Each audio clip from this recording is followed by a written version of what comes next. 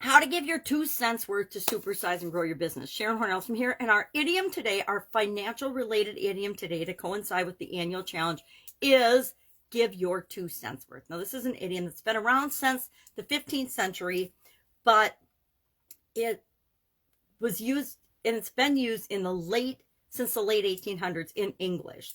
It wasn't until the mid 1920s that it came to mean that your opinion wasn't worth very much. I forgot to share my 2 cents when I was starting out. Well, anyway, 2 cents comes from the British 2 pence or tuppence, meaning that back then a lot of things cost 2 cents. We're forgetting this was, hundreds of years ago when 2 cents was the cost of a lot of things. Well, it over time became to mean that, hey, your 2 cents worth isn't really worth very much. So the value of an opinion became not very valuable because, like a-holes and other things, everybody's got one, but that doesn't mean everybody wants to hear it, and certainly everybody doesn't want to see it. I don't know why I was thinking of that expression today, and then I was thinking of all the people that have been jerks in my life this morning, and that's not really that valuable to think about all the people that have been, we have had negative interactions with.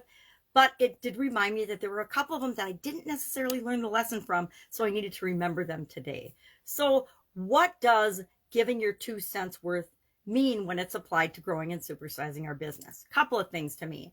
Number one, who do we listen to? Who do we get or buy advice from? Who do we have as coaches and advisors, mentors, masterminds? Are we making sure that their opinion is what we need right now? There's a whole lot of discussion around coaches and mentors and things and high ticket coaching programs, group coaching programs. If you're online at all, you've run across literally thousands of people offering these services and products.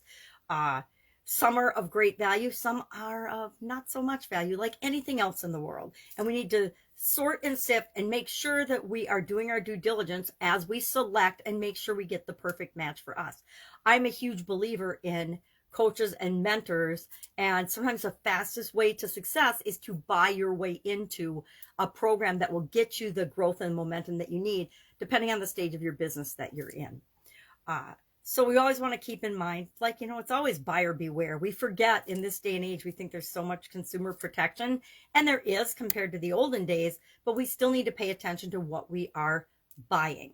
The other thing that this idiom reminds me of is, and I saw an article the other day on LinkedIn about this. Somebody was complaining about not getting paid soon enough. They start a job and you wait either 1 or 2 or 4 weeks, depending on what the pay cycle is for the company that you work for, before you get paid. And my comment was, we always work first and then we get paid for what it is that we provide. That's how it's always been. And that reminds us that we give value first, and then we reap the rewards of providing that value after the fact. Well, it's absolutely positively true in our businesses, especially as we're growing and supersizing our businesses. If we're providing a valuable service and products to people and finding the right people to offer those products and services to, and we're giving them value, and at least in terms of an education of what our products and services will do for them, they will come to us. One of my mentors, Russell Brunson, always says, and he wasn't definitely the first person that taught me this, but the one that says it the most often, the loudest, I suppose, these days, is work for free first. Why? Because that's what he did, and it worked for him, right?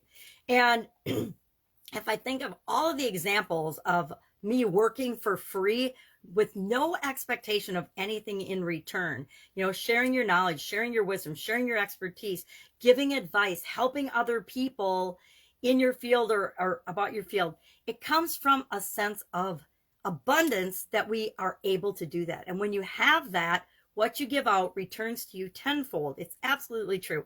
It's even mentioned in the Bible, I believe, if we were talking about spirituality last month, that what you put out into the world is what you get back. So if you put good into the world, if you put value into the world, you will get value back out. So I would love to know your experience and your thoughts around this. Give your 2 cents. And what does this mean to you as you're growing and building and supersizing your business? Share in the comments below. And I will be with you tomorrow with another financial related idiom for the month of May. Money May. Have a great day, and I'll be with you tomorrow.